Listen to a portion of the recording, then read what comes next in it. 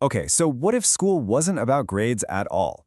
What if it was about forging your very soul?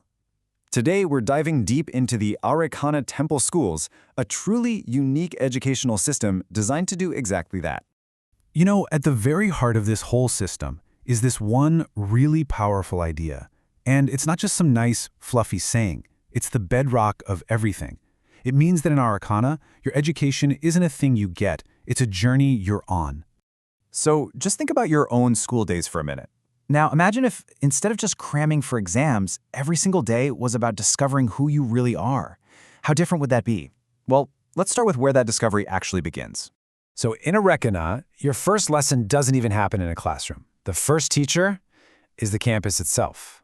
The way the buildings and gardens are laid out is all intentional, designed to teach you things like balance and reflection before you even crack open a book. So, get this. A temple school is laid out like a living mandala, with these 5 key zones that shape your whole day. You might start in the central flame court, right at the heart of campus, for some lively debates. Then you'd move to the quiet learning halls for philosophy. The afternoon could be spent getting your hands dirty, mastering a skill in the craft courtyards, before maybe finding some quiet time in the reflection gardens. Every single space is built to develop a different part of who you are. And the layout itself tells a story. It's a spiral. And that's no accident. As students move through their education, they are literally physically walking the thread that's the Arreqqana concept for your life path. The architecture becomes this constant physical reminder of the journey they're on. So, if the campus is the map, then what's the destination? Well, it's not about creating a bunch of identical citizens. The entire point of this education is to help each and every student discover their inner flame, to find what's already inside them. So, how do they do it? Well, this whole quest for self-knowledge breaks down into 3 huge steps. First, you have to discover your flame, which is like your core nature, your essence. Second, you find your thread, your unique role to play in the world. And finally, you master your inner discipline. See, it's all a journey of uncovering who you are, not being molded into something you're not. All right, so to guide this journey, students are directed into one of 3 paths, and it's all based on their own natural vibe. You've got the Sahavarian path, which is all about emotional intelligence, creating incredible artists and diplomats. Then there's the Cosmar path, focusing on discipline and duty to produce guardians and leaders. And finally, the Elunakara path, which is all about balance, giving us the great scholars and innovators. And honestly, this old temple saying just hits the nail on the head. You force a flame into the wrong kind of lantern, what happens? It sputters, it smokes, it's a mess. But you give it its true glass, its true home, and wow, it'll light up the whole world. The entire system is built to find that perfect fit for every single person. Okay, so we've talked big picture, but what does all of this actually feel like for a student? What's it like to be there day to day? Let's take a look at the rhythm of temple life. It's this really careful blend of structure, learning, and community. You know, a student's day is really like their entire education in miniature. It doesn't start with a blaring alarm clock, but with silent meditation as the sun comes up. The morning is all about the mind, lessons in philosophy and history. The midday meal isn't just about eating, it's a lesson in itself, about social learning. Afternoons are for hands-on skills, and the day winds down with group reflection. Literally every moment has a purpose.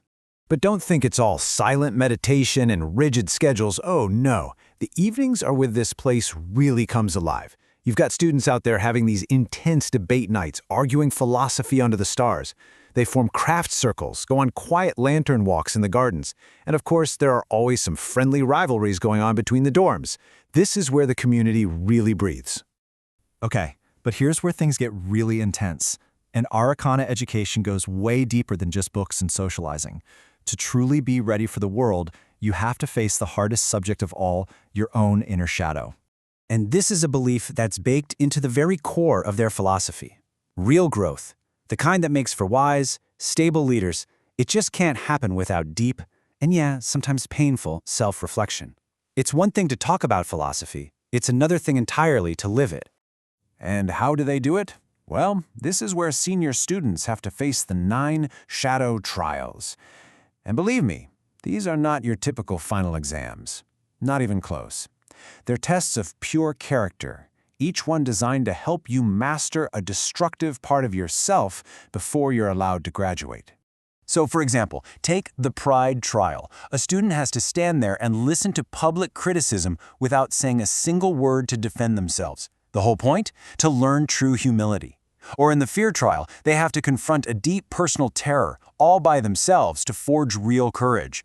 These aren't just tests, they are profound exercises meant to build emotional mastery. All right, now we're getting to the really good stuff, the stuff that's kept under lock and key. Beyond everything we've talked about, even the shadow trials, there are layers of knowledge, so potent, so powerful, they're kept secret from almost everyone. They call them the Veiled Seven. And they're not forbidden because they're evil or anything. They're forbidden because, in the wrong hands, they're incredibly dangerous. These are fundamental truths about power, about consciousness, things that are only taught to those who have proven they can handle it by passing all the shadow trials. So let me give you a taste of just two of these. First, the teaching of inner sovereignty. This basically says that you are your own ultimate spiritual authority. Now, you can see how that idea might shake things up a bit, right? Then there's the teaching of shadow integration, which says you have to understand your dark impulses, really get to know them, not just push them down.